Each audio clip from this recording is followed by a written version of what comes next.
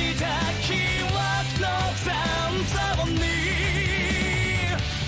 限りない大戦ハウの手優しき頃よのハウテ Et c'est les gens, c'est Maxime, ça fait plaisir de vous parler aujourd'hui. On se retrouve aujourd'hui pour plein d'aujourd'hui déjà pour une petite review les amis des animés de cette saison, puisque oui, ça a repris les gars. Et avant de penser à des lives, il est temps de reprendre les vidéos. Et on va commencer aujourd'hui par Higurashi, comment c'est déjà The Devil May Cry ou un truc comme ça, c'est quoi déjà When They Cry tout simplement, Quand il pleure, qui est, vous le savez peut-être, un espèce de remake, je crois, hein, les aficionados de la série me le confirmeront ou pas. Et à savoir que je n'avais jamais vu les gars la première adaptation qui date de très longtemps, je crois que ça date de 2006, un truc comme ça. J'avais vu évidemment quelques images dans certains AMV avec évidemment la musique d'Evanescence comme 99% des AMV à ce jour. Du coup, les gars, est-ce qu'il faut commencer ou pas Higurashi ? Donc à l'heure actuelle, je n'ai vu que le premier épisode, mais je vais vous donner mon ressenti. Est-ce que ça commence bien ? Est-ce que ça sent la gagne ? Et encore une fois, je n'ai pas vu, donc ceux qui ont vu la première adaptation, eux peut-être auront un avis différent. Je vous parle d'un novice, parce que je crois que c'était un jeu à la base, je sais pas s'il y a eu un manga ou quelque chose. Je n'ai pas vu les gars, c'est vraiment novice total, désolé. C'est pas trop mon genre à la base. Du coup, eh bien j'ai plutôt aimé, même si bon, on va pas se mentir, il y a quelques interrogations qui me restent. Bon, clairement, donc, le speech de base. Donc attention, pas de spoiler les amis, mais on se permet quand même de remettre en situation, évidemment.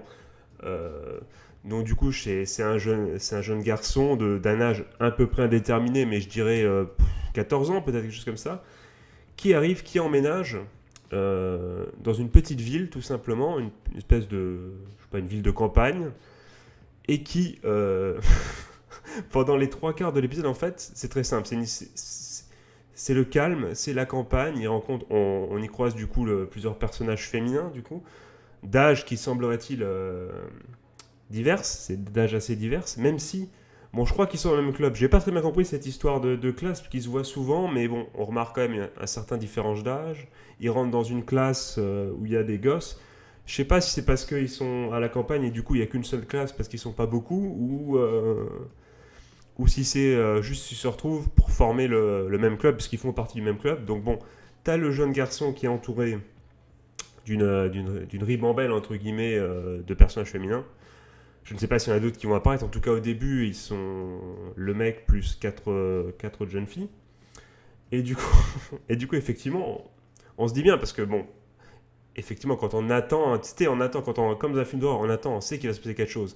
Donc on se dit c'est nul le début, mais c'est normal. Bah là, c'est un peu pareil en fait. Dans ce premier épisode, tu te dis ouais, c'est trop calme, ouais, c'est trop joli, c'est trop sympa, c'est tout beau. T'as l'impression d'être dans un, je sais pas, dans un sans jugement évidemment, mais c'est pour histoire d'illustrer, une espèce de shoujo, tu vois, version VF des années 2000, tu vois, un truc, une histoire un peu à la con, tu embrasses tous les shoujo des années 2000, évidemment.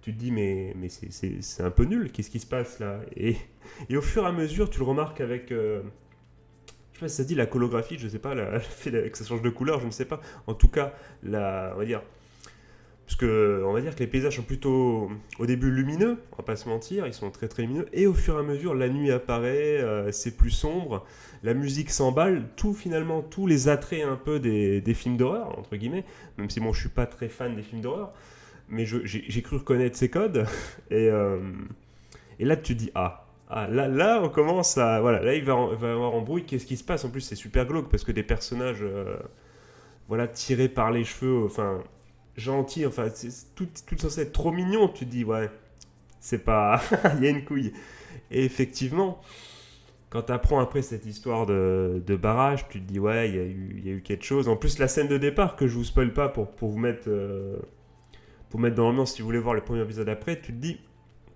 ah oui, quand même, ça te met dans le bain directement. Et tu sens que ça a parti en couille. Tu te dis, avec cette heure de barrage et tout, ils te font bien comprendre. D'ailleurs, je sais pas, ils te font. Donc, pour ceux qui ne savent pas, effectivement, apparemment, ils auraient voulu construire un barrage en amont. Et tout simplement, pour éviter que le village se fasse engloutir par les eaux, les villageois ont effectivement refusé, apparemment, d'après le premier épisode, que ça se construise. Et, euh, et du coup, on en parle vachement, tout tourne autour de ça. En plus, le personnage principal fait évidemment des vannes où à chaque fois c'est ah, je vais pas mourir, hein, ah, je vais pas me faire tuer, hein, un clin d'œil, clin d'œil. Tu vois, tout est fait, hein, il y a une ambiance un peu chelou, tu vois, il y a un contexte un peu avec du coup ce barrage, le perso principal fait des vannes un peu bizarres sur la mort, tous les 2 secondes, c'est le mec cringe au possible, que t'as pas envie d'inviter. Les personnages féminins trop gentils, on te met à la fin dans une ambiance un peu plus sombre, où bizarrement il fait nuit, la musique s'emballe, et du coup on nous laisse à la fin de l'épisode sur un espèce de plot twist, enfin bon, quand on va y arriver à des kilomètres, où voilà, où on te donne envie de voir la suite. Donc effectivement, pour ceux qui ont vu le premier épisode, voilà, j'ai forcément envie de voir l'épisode 2, je veux dire, pour savoir qu'est-ce qui va se passer. De toute façon, c'est un peu le maître mot de ce genre d'animé.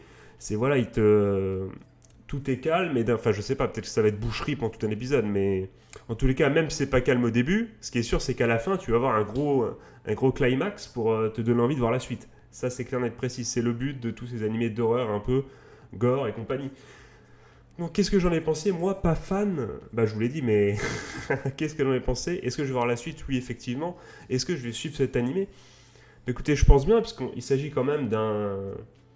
J'ai l'impression, en tous les cas, d'un espèce de classique du genre. En tout cas, je l'avais beaucoup revu, comme je l'ai dit, dans les AMV, les choses comme ça, on m'en avait parlé.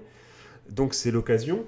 Et pour l'instant, j'ai envie de dire, cet épisode numéro 1, comme j'ai dit au début, ils avaient l'air tellement cons les persos, tu vois que c'est fait exprès, que c'est écrit, voilà, c'est fait comme ça. Tu dis ouais, ok, c'est peut-être intelligent, tu vois, c'est comment dire, quand l'auteur ou quand ceux qui adaptent du coup, enfin je sais pas si voilà, j'ai pas lu les jeux, enfin j'ai pas fait les jeux et tout, je ne sais pas si j'ai pas eu la première adaptation, je ne sais pas si c'est fait que dans cette adaptation ou si c'est déjà fait avant. Mais le côté je fais exprès de rendre mes persos cons, ça prouve une certaine intelligence, une certaine, comment dire, qualité d'écriture, si tu vois ce que je veux dire.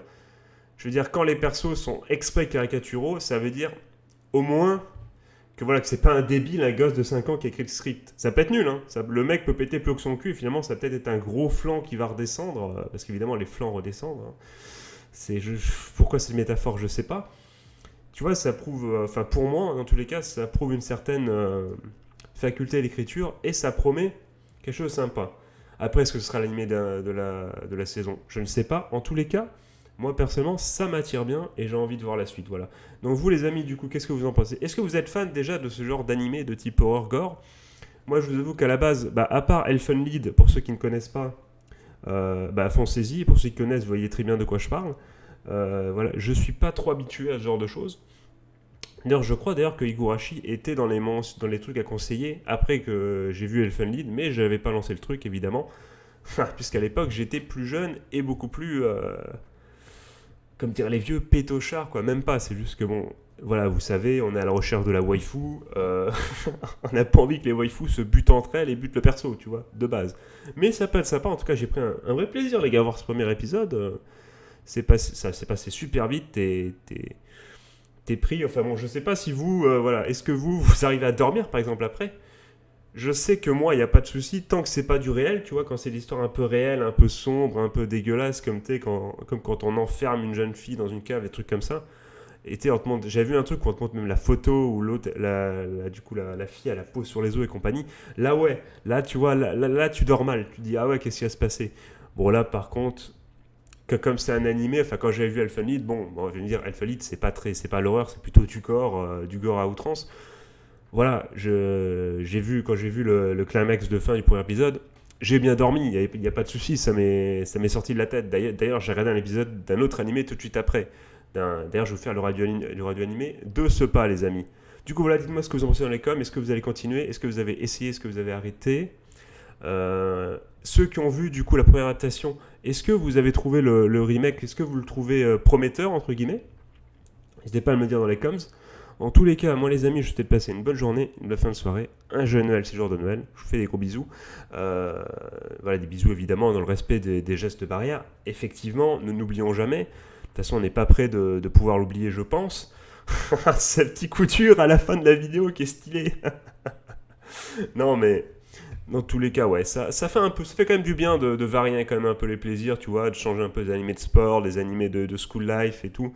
Un peu, enfin gentil, enfin psychologique, mais pas dans le sens un peu gore. Après, on va voir, hein, peut-être ça va être un étron sans scénario dégueulasse, mais le premier épisode donne envie en tout cas, dans tous les cas.